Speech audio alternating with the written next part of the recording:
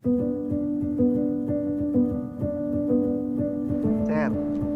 Minuto bago. Sa minuto.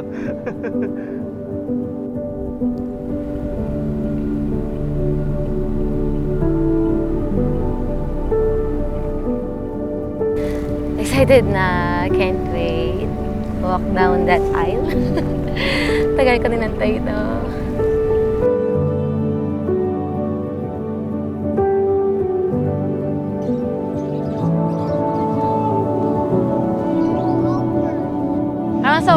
Sobrang saya. Alam mo, tinanong mo lang, naiiyak na. Whew.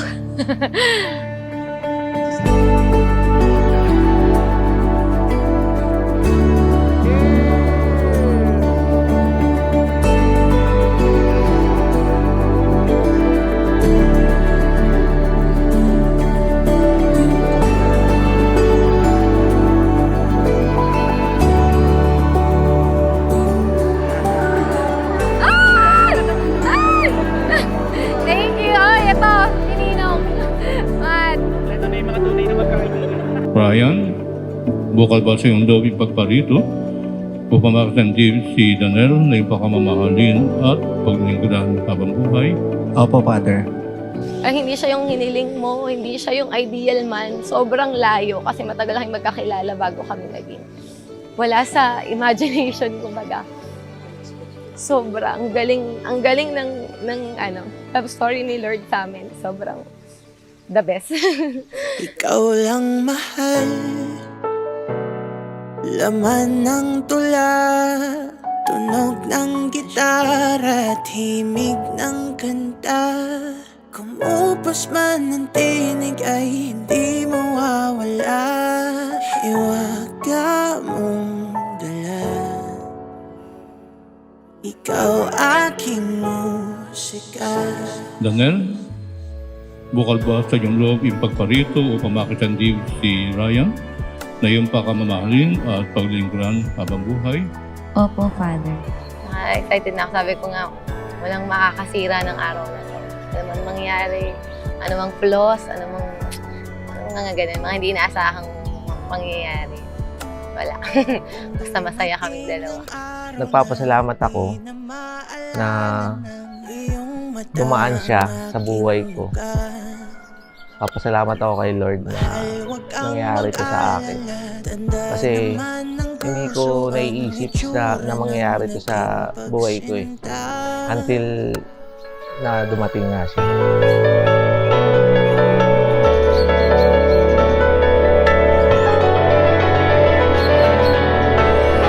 Ikaw lang mahal,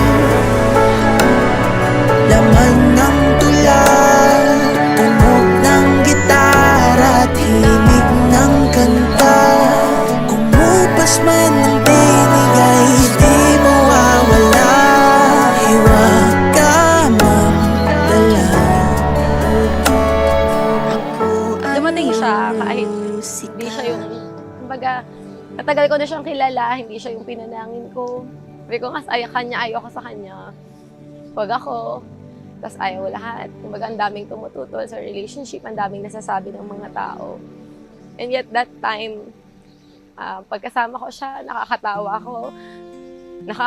Kumbaga, nakakalimutan ko. Depressed ako. I mean, hindi mo siya control eh, pero tinalikuran ko na lahat.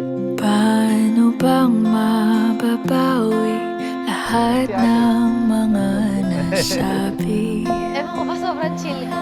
Naiiyak ako, pero hindi ako kinakabahan. Di naman naghalang ika'y darating lang bigla. Sa ngayon kasi, iba na eh. Hindi na pwedeng walang Dane yung Ryan. Nagbagong lahat, hindi ko na kaya pa na mabangga. You're welcome! Ikaw ang kumpas pag naliligaw.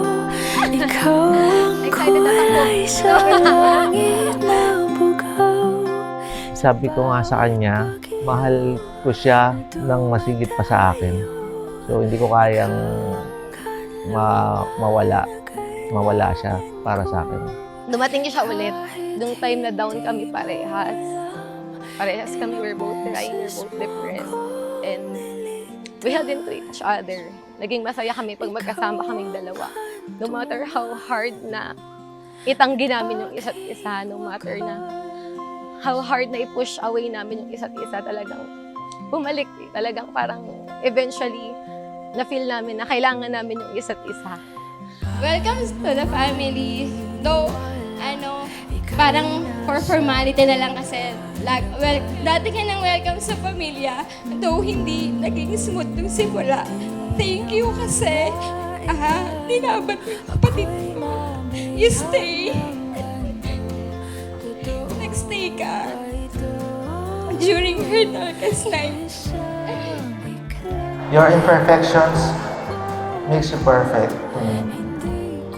Mamahalin lang kita araw-araw, oras-oras, minuto-minuto. Ikaw ang kumpas pag naliligaw. Ikaw ang kulay sa langit na bukaw. Sa bawat bagyo na dumadayo, ikaw ang kanlungan. Daddy, hindi ito yung happy ending natin. Ito ang simula ng pangako ko sa'yo noon. Na ibibigay ko sa'yo yung pangarap kong pamilya sa tahanan natin.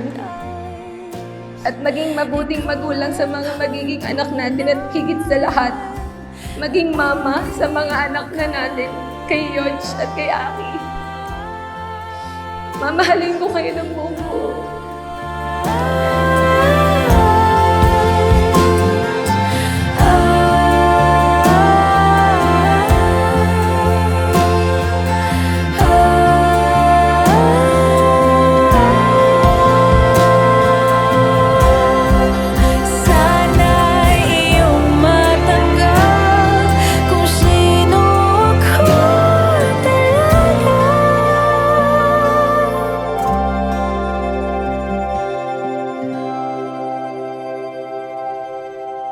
Palakpakan natin ang kapatid, sina Ryan Daniel bilang ating Nung pagbati sa naliligaw, naging kulay ka sa langit na bukaw.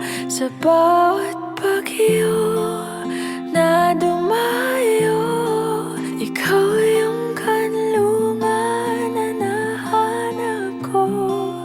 Kahit nung di ko alam Ano mang pagsubok ang dumating sa pamilya natin, ikaw at kayo ng mga bata ang lagi kong pipiliin. Ang aking hantungan at ang aking wakas. Mahal na mahal kita. at aking bukas. Love you.